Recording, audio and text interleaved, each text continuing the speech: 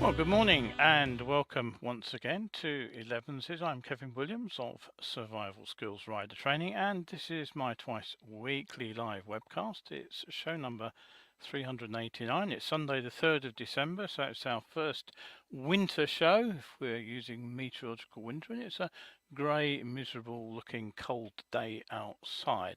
So hopefully I'll warm you up with some decent news stories today. First thing I'll just mention is the last chance Black Friday offers. The government has decided not to ban bikes from green lanes, which is good news for those who enjoy that kind of riding. Their insurance bodies petitioning the US authorities, though, to fit ABS as a compulsory fitment to new motorcycles in the United States. The EU have made some new rules about highway charging hubs. There is a heated clothing patent application from the US manufacturer Indian, with a bit of a twist, which we'll look at. Dunlop has quit as a GP tyre supplier after 85 years. Norton, their brand owners TVS, are coming to Europe, that's confirmed. Honda, on the other hand, are long on promises for their e-bikes, but very short on detail in a latest announcement. And finally, in depth today, we'll go and have a look at the Verge and the Damon e-bikes, and we'll ask if they're any closer to actually getting a bike on the road. So that's all in today's show. Don't forget, if you have a question, anything you want to ask, any comments on the content, do drop me a line. Always like to hear what you're saying. I'll try and answer live if I possibly can. If I can't do it live, I will get back to you at the end of the show. Right, so okay, we have Clive looked in. Good morning from a snowy Scotland. He said, "Yeah, I noticed there was a bit of snow up there in places. Cairngorms look like they've got a fair sprinkling, and so has Cumbria actually." Which we'll come on to in the weather forecast in just a moment. So, all right, what's on today then? Well, before I do anything else, let me just remind you about the Black Friday deals. I do have a picture here somewhere if I can find it. It's this is the problem. I need an editor, I need a producer, I need someone who puts the show together while I just do the talking. Would be much easier there. Right, so Black Friday, as you probably recall, that was the day after Thanksgiving, so back in November. The deals are still available on my coffee page, but they will be taken down this evening. So if you missed any of them, this is what you did miss. There are 2 books in download format for the first time ever. You can get a copy of my Mind Over Motorcycle book and also my groundbreaking, well I call it groundbreaking because I think it is, survival skills book, because it is a DIY guide to advanced riding. It doesn't just tell you what should be done, it tells you how to do it. There are a pair of rewind recordings from my live talk series shows. There's a brand new mini ebook and a golden oldie. There is a one-line online coaching session, 75% off. That's still available. The Monday's offer of contrast enhancing sunglasses, they sold out. Saturday and Sunday's offers on ebooks are still available. So do head to the shop. It's at coffee.com survival skills shop. You can find them all over there. And I'll just pop the link up for those of you who want the link. Oops, that's the wrong box. Here it is. Okay, so that'll take you straight to the shop and you can find all those over there. While I'm here, I will just give the shout out to this week's supporters, some of whom did in fact purchase from my offers. So there they go. Helen, Margaret, Ian, Aphrodite, lovely name, Aphrodite 13 I think it was, Brian, NJ and Rue, and of course all those from last week too who helped out by supporting me via my Black Friday offer. So do pop over there, take a look, see what's on offer. Right, okay, so next piece of housekeeping. The next of our live talk events is going out on Monday the 18th of December. So I'll just zoom in on that picture because I think it's a rather good one actually. Take that off. I'll reveal the topic on Wednesday, so Monday 18th of December, that's the date for your diary. Look for the topic on Wednesday. Meanwhile, if you did catch the full Science of Being Seen presentation, thank you very much indeed. If you haven't, you can still get to watch that. It's still available on Catch Up, and again, you can purchase a seat for that over on my coffee page. There is the detail of that going up. I'll take you directly to the link. Don't forget, all the funds that come in from that basically go straight back into helping me research for more information on the shows. All right, so that's the live talk event coming up. What about the weather forecast for bikers? Well, as you probably have not failed to notice, it's been pretty cold over the last few days, below average for the time of year actually, well below the seasonal norm. Plenty of ice and snow around, as Clive's just mentioned, up in Scotland. Cumbria has been pretty badly hit, with police actually declaring a major incident there last night. Heavy snow has blocked main roads yesterday, and there have been lesser falls in many parts of the UK as well. Now for today, there is slightly warmer Atlantic air arriving via the south coast and pushing north. It will bring some rain, but if you are anywhere really north of the sort of Yorkshire, Lancashire area, the cold weather will hang on and there will be some further wintry showers. But it will be a pretty sunny day actually out for you out there. Down here it's fairly miserable. For Sunday night into Monday, a low pressure system will come in from the southwest. It will spread a heavier band of rain across the south, and that will move north, and it could produce some snow on higher ground where it pushes into the colder air reaches lying across the Midlands and Wales. So keep an eye on local forecasts. It will be windy over much of the country, with wintry showers mainly across the east of Scotland and the northeast coast. Now for Tuesday, the east remains windy and cloudy with some wintry showers along those coasts, but it looks like clearer, sunnier conditions will arrive from the west, but it will be pretty cold still.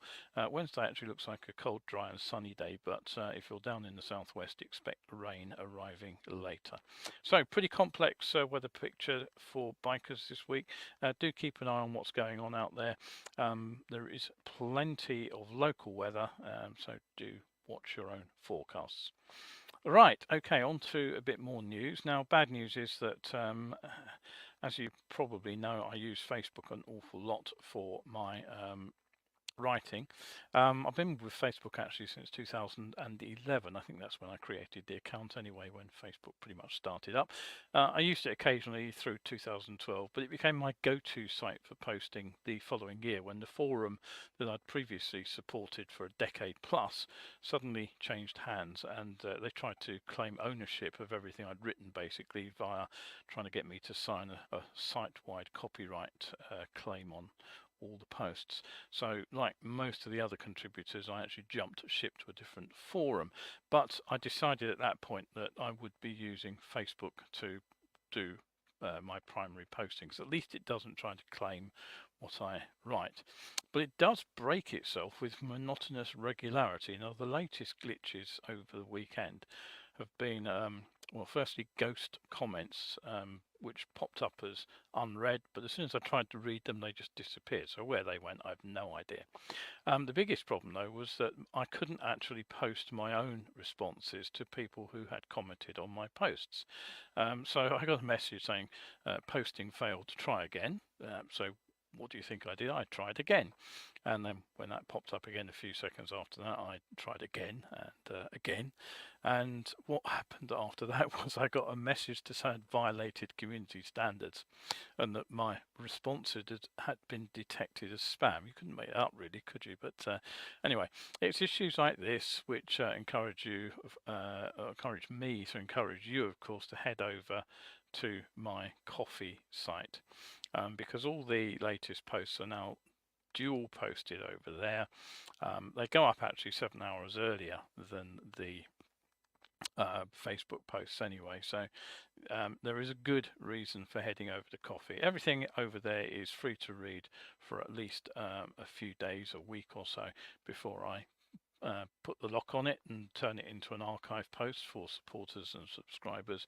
But there is a huge archive over there, 1,000 posts it will be by the end of this year. Every tip on Tuesday, every skill on Saturday post I've ever written will be up there from 2014 to this year. That's a decade's worth of articles. So if you haven't already visited, go over there, take a look. I think you may be very happy with what you find. Right, okay, so on with some motorcycle news then. The first story today is that the UK government's review of the use of the 6,000-mile network of so-called green lanes by motorised vehicles has actually decided that no action is currently needed. Now, the consultation revolved around whether the National Parks Authority, who I know have been calling for extra powers, the Broads Authority and local highways authorities should be given these extra ability to restrict recreational motor vehicle use on unsealed routes. So this basically applies to motorcycles, but also applies to 4x4s who also use these routes. And a response was coordinated by the National Motorcyclists Council, that's the NMC, and the Trail Riders Fellowship, TRF, and they worked together with the Land Access and Recreational Association, who I suspect probably represent the car drivers, to present their support for these roads to remain open to road legal motor vehicles, including motorcycles, of course. And the review actually noted that, quote, the consultation shows that many people feel strongly about protecting green lanes, but that it failed, quote, to identify clear support for removing vehicular rights. The report went on to say that the current traffic regulation order process is legally robust enough to protect green lanes where protection is needed, with carefully targeted local action.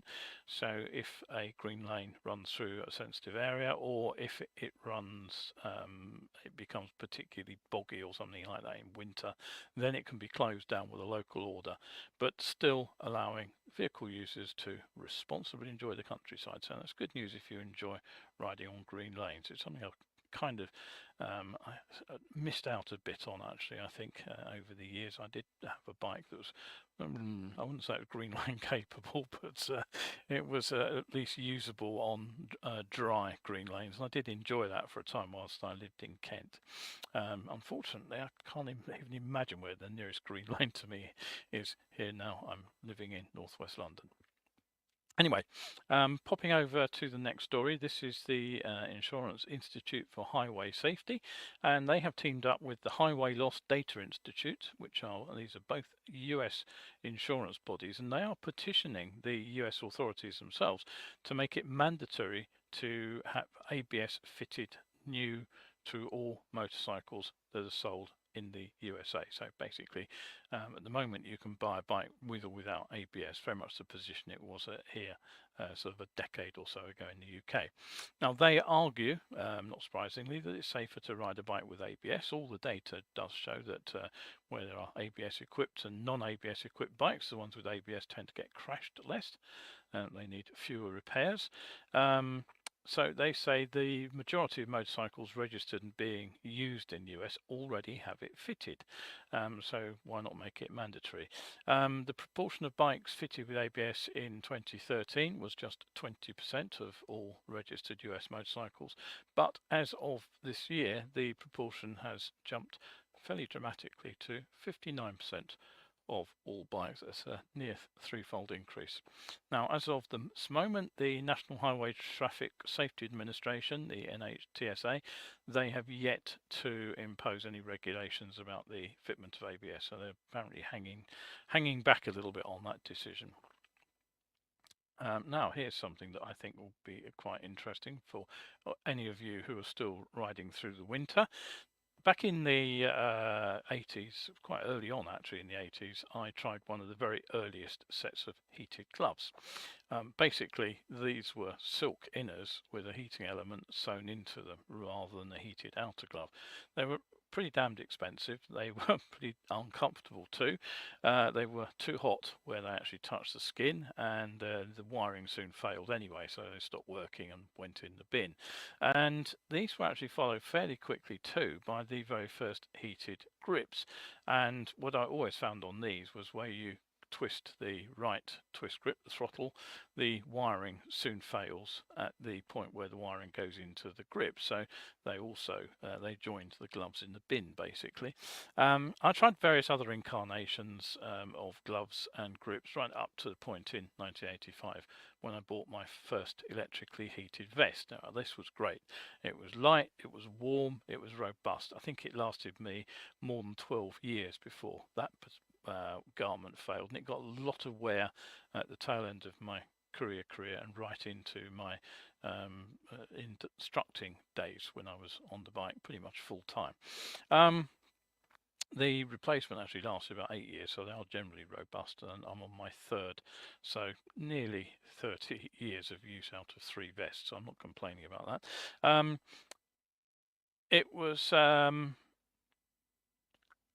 very, very usable, except for one thing. The drawback of all these electrically heated garments is probably realised, apart from a few which have battery packs, is that they have a cable. So tethering yourself to the bike, it really is a bit of a nuisance.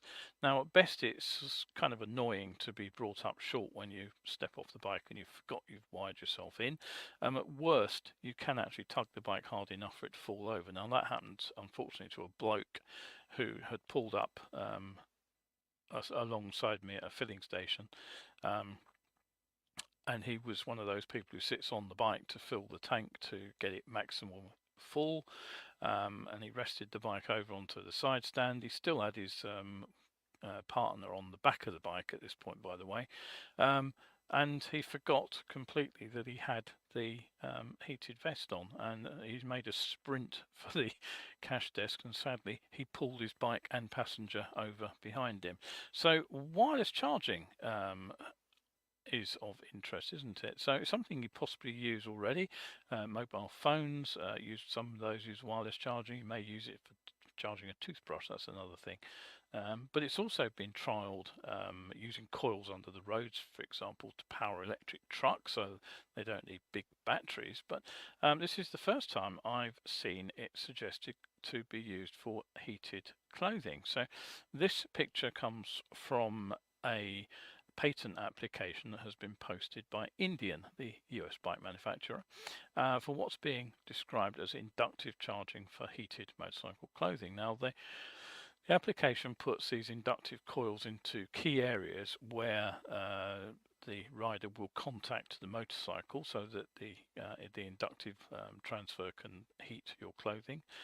So as you can see, there's a grip here, and the idea is that the grip will have the inductive charger built into it, and it will be able to power your hot gloves. Now the same can be done with the seat, for example, to power your clothing, or the foot pegs even to heat up your boots. Now in theory you would need new riding gear that's compatible, but I can't think but help that it wouldn't actually take that much difficulty to create a fairly simple receiver that you simply plug into the wiring of your existing riding kit. But why stop with the simple stuff? Well, Indian haven't, and their same patent actually suggests that they could have an inductive power loop fitted into a mat that you put on the floor, and you pop it under your side stand, and that would keep your battery charged up while it's parked in the garage. And going further, they even suggest that they could be used in conjunction with sensors in your riding kit to monitor temperature, monitor humidity, example, even your heart rate. So quite why you want your heart rate monitored, I don't know, but there we go. That's the idea from Indian. Now if you don't forget, if you do enjoy the show, where's the item that I wanted to I've scrolled up too far, I've missed it. This is the one I was going to show you. That's the one. Every Wednesday, Sunday, 11, the show goes out live.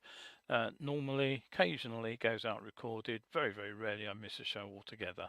And if you do miss one, pop over to my YouTube channel, Survival Skills UK. Don't forget the all-important UK on the end of that.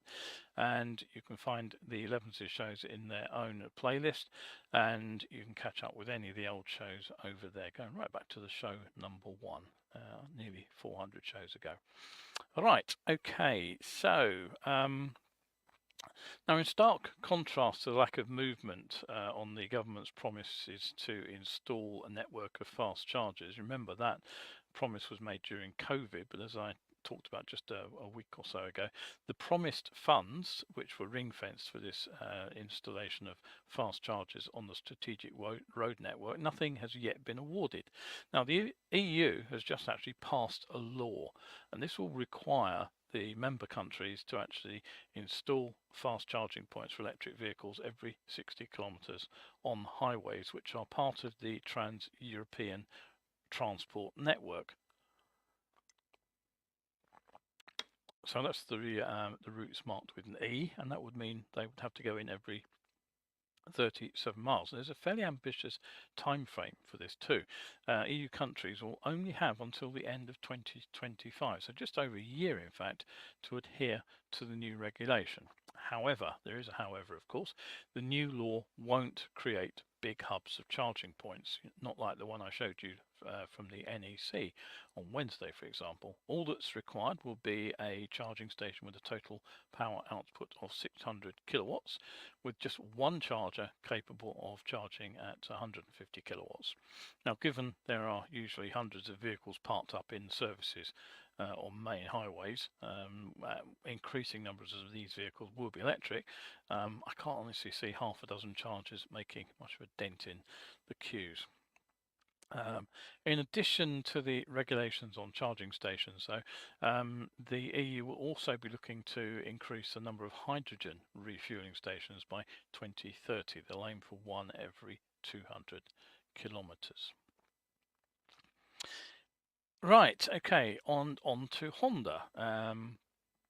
Now, they had a press conference in Japan just a few days ago, and I was hoping to read something concrete about their plans for electric motorcycles. We've had some promises. We've seen a scooter, of course, from them. We've also seen last year in I think it was a Thanksgiving parade, actually, they had a float, and they had an electric motorcycle perched on top of it, which we haven't yet seen. So I was hoping that we would hear something a bit more than vague promises, but unfortunately that's exactly what we got. Honda said they have a plan to increase global sales of electric motorcycles to 4 million units by 2030, and that's up from their previously announced goal of 3.5 million, and that will be through an investment of an extra 2.5 billion euros on top of their existing commitment. Now, at the same time, Honda say they want to reduce the cost of electric motorcycles by 50%, and they say they want to be in a position to sell up to 30 different Honda electric motorcycles by 2030. And they say they also want new levels of advanced connectivity, post-purchased software updates, and modern data collection systems. So they want to connect your motorcycle to the internet. Now, to achieve this new range of up to 30 bikes, how do they plan to do it? Well, what they've suggested is that they want to create a battery, power unit and chassis as modules, and then basically buyers will combine them online to design their dream machine. Honda say it will be a quick and easy way to create new models that serve diverse needs whilst generating a cost advantage. It's a little bit, I suppose, like the Swedish brand Cake, who I haven't talked about for a couple of years, but who basically have a sort of a chassis, and then you can add battery packs, extra battery packs over and above the one it comes installed with, and you can do things like add dual seats, you can add racks, carrying frames for tools, all sorts of things like that. So I'm guessing they're probably going to go down that line rather than suggest that you can get a kind of electric fire blade and put either a sort of 600 or a 1000cc electric motor in it. But that was it. That was all. Nothing else about the exactly how they're going to bring this about. So really nothing more of a significant update since this time last year. So we're going to have to wait to see what these books look like.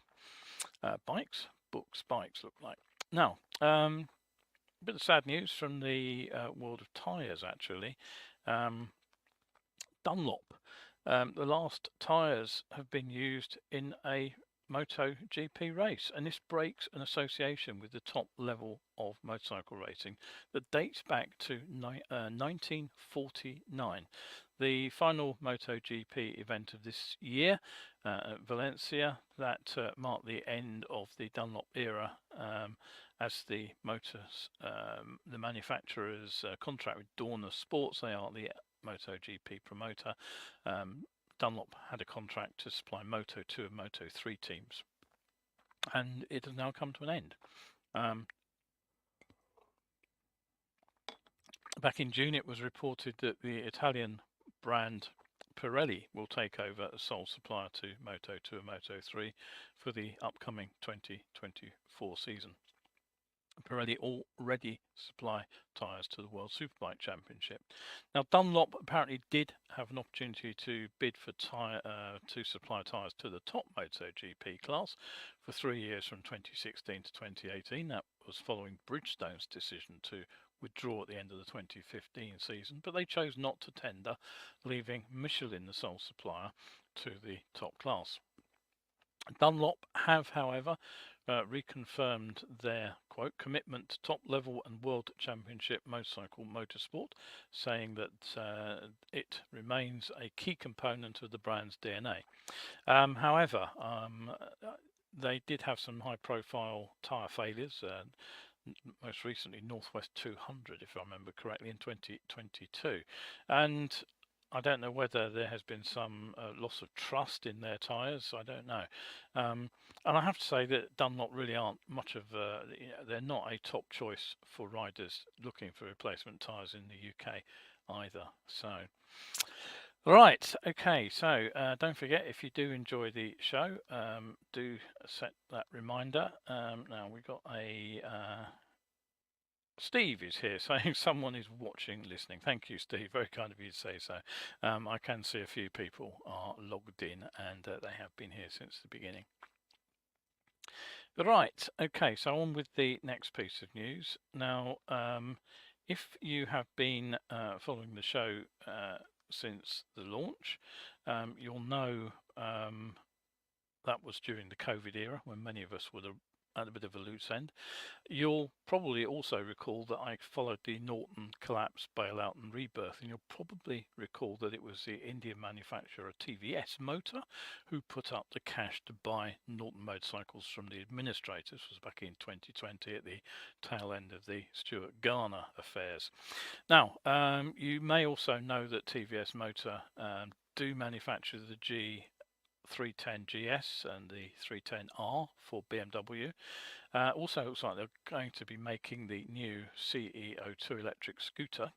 But now it looks like TVS are going to move into the European market. It's been announced that they formed a partnership with a European car distributor called Emil Frey. Now, if you're like me and don't follow the car industry, you would probably never have heard of Emil Frey. I hadn't. So I looked them up, and it seems that they are Zurich based, and they are one of the very biggest dealer groups in Europe. By turnover, they have topped the league table several times in recent years. Now, full details of what this new partnership is going to be haven't been announced, but both companies say that Emil Frey will begin distributing TVS motorbikes across Europe beginning in 2024, with the rollout coming first to France. So what can we expect? Well, competitive prices, I would imagine. BMW might not be too happy about that if TVS bring in their Apache RR310 and the RTR 310, because they're both based on that same 310 motor that BMW use.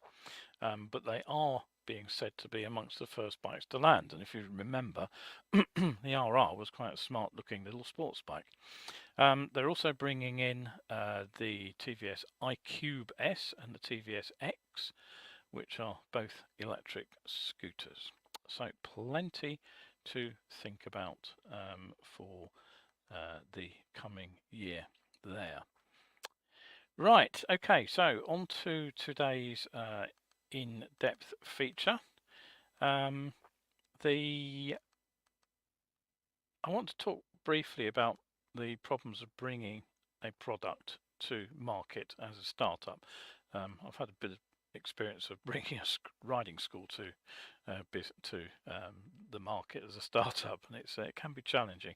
But if you're trying to build a motorcycle, there are a lot more problems. I mean, one of the things is, as a startup, you usually don't have a lot of resources. Now, startups often operate with limited financial, human and technological resources. They can find problems securing funding, which they need, of course, to develop their product and to work out whether it complies with regulations and standards. And then, of course, they've got all the cash flow issues, because until they actually get a product out on sale, they are spending without really earning, and that can be a very significant hurdle.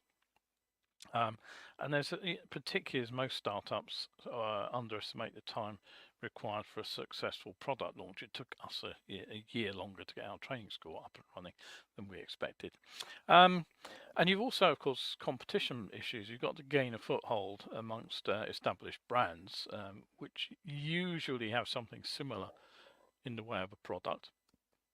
That's tough, and many products, of course, trying to do something different to try to create some visibility amongst the competition. But that brings us to market fit. It's one thing to have an idea for a product. It's another to identify whether there is actually a market for it. I remember we offered a specific course at our training school, and in a year we didn't get a single bite from that offer. So obviously what we thought would work for trainees didn't. So I can understand that there is a problem finding a target audience for your idea. The idea may not be the right one to sell to the people who want to buy things. And even then, when you've got something that you can sell, there's a scaling issue. As you increase your sales, you've actually got to increase your production, and all that poses a whole bunch of challenges related to logistics, the manufacturing, the quality standards, you name it.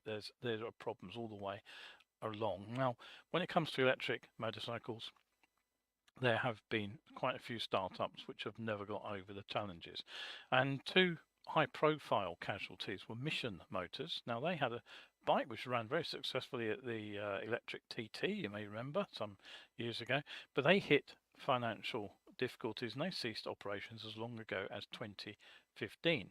Now, Bramo is another example of a company which went down the pan. They ran into financial difficulties.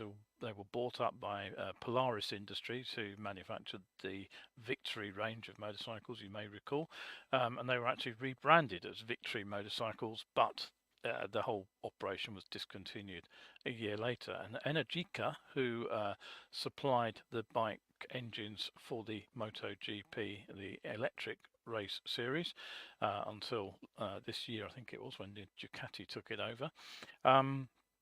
They are currently selling high-performance electric motorcycles for street riders, but they nearly went bankrupt. And then there are the brands that run almost weekly press events to tell us about their astonishing new machines, which are almost always ready to go into production, but not quite ready enough to actually launch.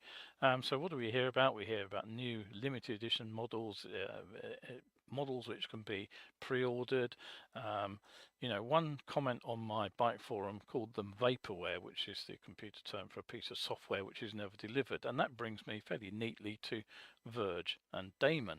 Now, each of these two manufacturers continues to make regular press releases, but neither has yet managed to put a production motorcycle on the road. So this is the Verge sports bike. It's no, it's not. That's the Damon.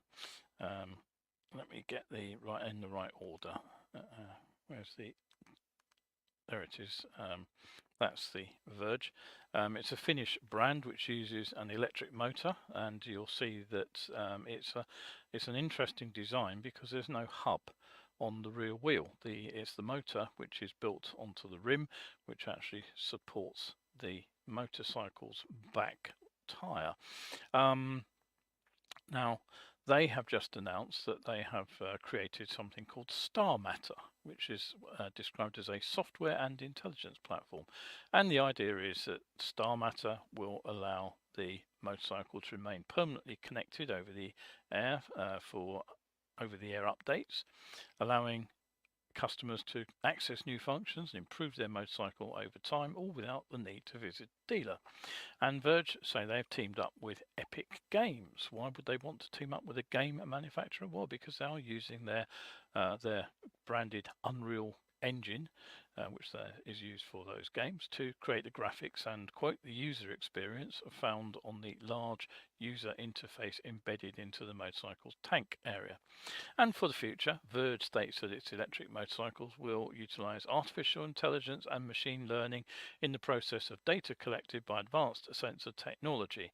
So presumably this would include things like accelerometers, GPS, Wi-Fi and 4G technology. Frankly, I'd rather see some production machines rolling out of the factory door, being ridden on the street by someone other than Mika Hakkinen. Now, on to Damon motorcycles. That was the other one I showed you. I'm going the wrong way. There we go. It's the yellow one. Now, where are their long-promised bikes? Now, they have apparently developed this Hypersport electric motorcycle.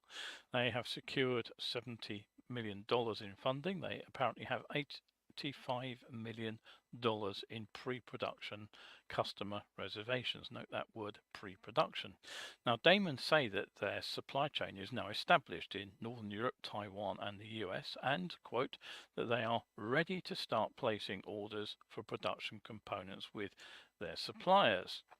However, the fact that they don't have a production-ready machine hasn't prevented them planning to offer what they call concierge servicing. I'm not quite sure what that means. Perhaps somebody comes and collects it and rides it off. But they will have a nationwide partner. Initially, this will be rolled out in California, Florida, and Texas. And they've also been telling us about something called their co-pilot collision warning system for these motorcycles, which they say is part of their commitment to safety for these actually non-existent motorcycles. So what's their latest news? Well, it's a merger, and it's a rather confusing one at that. So listen carefully, because this is not the most obvious piece of news you might hear. So the company involved is Inpixon. And they are said to be a leading indoor data company. And they've announced definitive merger agreements with XTI Aircraft and Damon Motors. And they did this all during a business update presentation a week or two ago. Now, what do Inpixon do? Well, it seems what they do is they connect and automate industrial workflows. They use location-aware sensors and advanced apps to eliminate search times, reduce errors, and optimize production efficiency. So I presume they basically put tags on stuff in warehouses, and then somebody can see exactly where it is rather than wander around the shelves trying to find it. What do XTI Aircraft do? Well, they have developed a light aircraft. It's called the Tryfan 600. It's said to be a gap in the aviation market that they are targeting, giving you the quote, speed, comfort and range of a fixed-wing airplane with the point-to-point convenience of a helicopter. And it said that they can use airport runways or helipads, as well as non-traditional landing areas, due to, quote, its crossover takeoff and landing capabilities. Now, you may not be entirely surprised at this moment to discover that you can't actually fly a Tryfan 600 yet, because they haven't built one either. But XCI Aircraft nevertheless has over 700 conditional pre-orders for the Tryfan 600, representing potential gross revenues exceeding $7 billion. So we're back to that sort of potential word, aren't we? Now, checking the financial health of Inpixon via an online website called Investing Pro suggests that there are, however, some worrying signs about the company that's doing all this merging. The data that this monitoring service dug out suggests that the revenue is up 30% in the last 12 months to the end of the second quarter of this year, which is good. But unfortunately, the company actually had a net operating loss of 43.28 million. They also said that the company does hold more cash than debt on its balance sheet, which presumably means it is solvent, but they do seem to be burning through that cash quickly, probably because they're running at a net loss. And as a result, stock has performed poorly recently and has not actually been profitable for investors for 12 months. So if you did want to buy their stock, you would advise to exercise caution.